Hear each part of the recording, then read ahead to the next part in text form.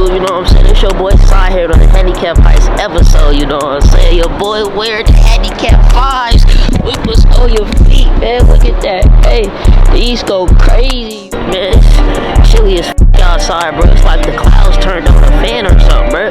But with that being said, I hope everybody having a nice day today. Y'all crippling our roadblocks.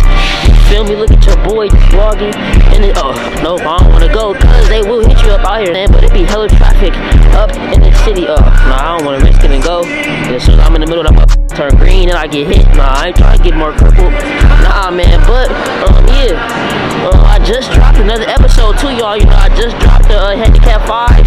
You know what I'm saying? The one-arm sneakerhead, go sneaker shopping.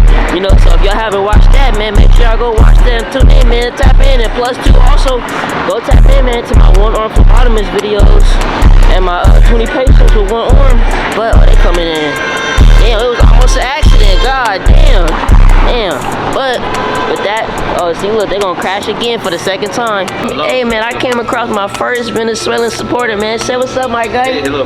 Dang, how long have you been out here in America? Like 1.5 years. 1.5 years. Do you like it compared to how it is in Venezuela? Yeah. It's way better. I love San Francisco. Dang. I'm living in a couple of cities around the states.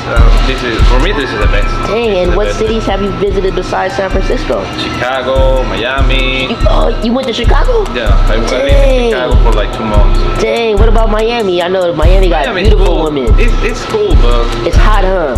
I don't like people. You don't like people, I don't huh? like Florida people. Yeah. Miami. It's too many. It's too many, like, California people. It's more like, chill, relaxed, and it's slower paced. More like authentic, you know, and everything's like.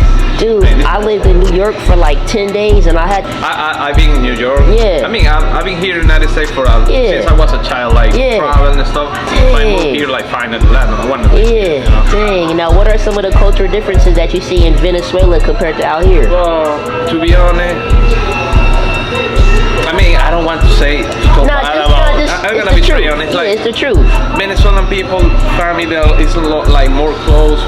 More structured. Yeah, and they are like a little bit more compassionate. And they're like take care more of the family. People here like they all live their own life. You do everything by yourself. You know? And I hear it's like people just keep to themselves. They just go to work, get their money, and that's it. And if they have kids, they'll take care of the kids. But that's it. Yeah. Right. Like South America is like more relaxed because, but it's at the same time the quality of life is less. You don't have the same quality of life. And I agree with you. Like out here, it's like it's peaceful too. Like you can have your own solitude. You know.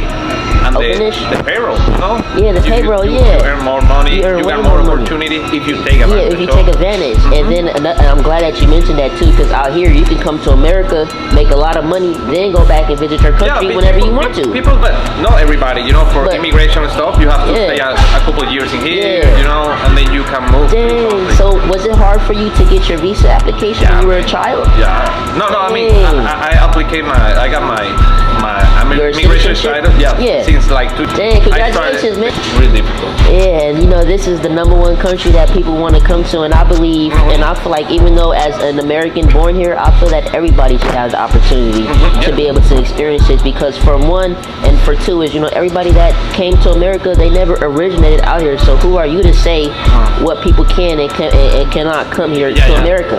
You know, and everybody deserves the same freedom of opportunity, because if you limit one certain group, then you limit everybody. And you limit the production value, you limit the resources, the ingenuity, you know, it's so many, you know, technology and inventions that the Venezuelans have, but they can't really build anything because of the, you know, immigration status, and I feel like everybody deserves an opportunity at that. When people like most of the people in here right now, you can know the most of them are people from another country, and they do really good. They do really well, and that's another thing that I noticed too, and another thing that I wanted to like. I kind of question society, like why do people who's born in America, how do they end up homeless? But you can have somebody from another country and they come here and become millionaires in 2 years. How does that work? It's what I told you at the beginning, it's like a family issue, you know. Yeah. Like people from here, and it's a mental issue. Yeah, mental too, issues. mental health Yeah, issue, mental you health know? issues. It's complex, very complex, economic. Yeah. It's political. Yeah, and then like the country that they're coming from is even more poorer than America, Yeah. because you can think that because if you go to the hoods in America, oh yeah, it's the hood and it's poor, but if you can go to somewhere else and they don't have no lights, no running water, nothing. If you go to a hood, a really good in South America, you're gonna get killed. If you're not from there. Yeah, it's really dangerous. Yeah. You're gonna get robbed. It's really dangerous. Yeah. Right here, you can just freedom. Yeah. Go just live there, you know. And the number one thing that I'm glad that you mentioned that too is like out here, you know, you got the freedom to go to the park if you want. You know, you got the freedom to just travel. You know, you just have freedom in every aspect that you have that you wouldn't be receiving in another country. And that's another thing that people don't take advantage of, and they don't appreciate it. They don't appreciate the quality of life that we have in America. Especially like, are you familiar with North Korea? How they're so like kind of militarized and kind of structured. It's no freedom. It's a dictatorship. Yeah, it's a dictatorship. And here we are, you know, we can wake up on any given day. Hey, I want to go here. Hey, I want to go here. You can do whatever you want. You can if you got the money, you got the time, right? If you got the money, I mean, I travel a lot. Every time I got free time, same here. I go to Texas, I go to Denver, you know. And the people out there in the South are more respectful too as well. Too much. Too much respectful. Super respectful. Really right. Hey, and they're religious too as well. So it keeps them kind of structured, and they open the door and close it for you and say yes ma'am, no ma'am. You know, it's a different way of life. And there are no, you know, people say bad stuff about Texas people. Like, Texas people is racist. No. They're fine. They're fine. Then they open the door for like everybody. Exactly. And we got to get rid of that stereotypical view of people, because you cannot judge somebody that you've never spoken to.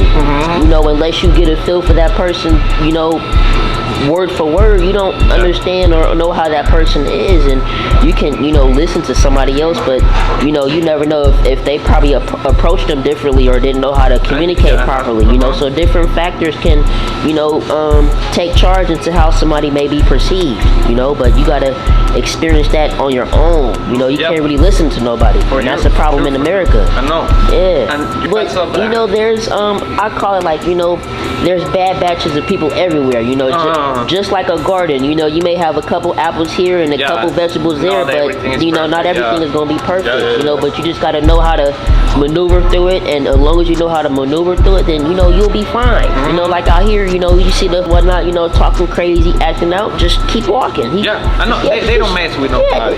Just keep walking. Problem, they do their weird stuff. Just let them. They don't rob nobody. I watched the people walking 3 a.m. of the morning by themselves. Everything's fine. Nobody bother her. You know. You feel really safe. Yeah, you feel safe. And then like in Venezuela, like for example, even the littlest things is like a store. You know, you can't wake up at 2 o'clock in the morning and say, "Oh, I'm thirsty," or "I'm hungry." No, you gotta go hunt. You gotta go hunt for your food. Or it's closed. By 10 everything closed. We don't have. And like out here, people don't realize that we don't live a primitive lifestyle out here. It's all technology based and structured compared to other countries, so that can kind of make them more, as you would kind of call it, spoiled. You know, they're kind of like spoiled out here, and that's why I love interviewing people and having conversations with people from different countries, because they have a different mindset, and their mindset is more expansive compared to the American-born mindset that they have out here. Like, are you familiar with the American dream? Like, a lot of Americans say that they want the American dream, but they don't work for the American dream. I know what is American dream. Yeah, but then you can have somebody else from another country and work 10 times harder. I talk a lot about that with people in here, and they told me like it's because they got it like in front of them, and they don't take it. Like they live all life with the American dream in front, and they don't like finally grab it. Everybody like from another country like. You have to chase it, you know, it's really far. When you're close, you take advantage. And that's another thing. Like people say, like, oh, I hear like they say, oh, they're giving the jobs away to a certain race. Well, you got to realize that certain race or group of people, they prepared themselves no matter what country they came from. They pick the best candidate for the war. Exactly. It's not about race. I mean, I've been working a lot of jobs, and they don't like.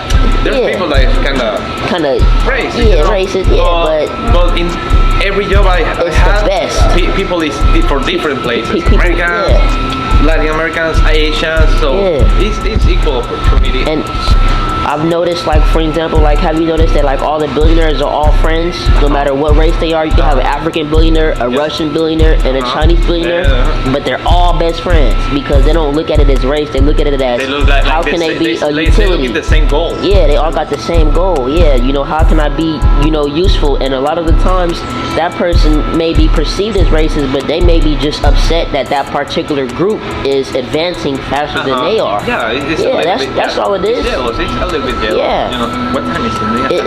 It is 4:55. Yes, it is all good, but it is nice talking to you, man. All right, man. Take care. Thank you.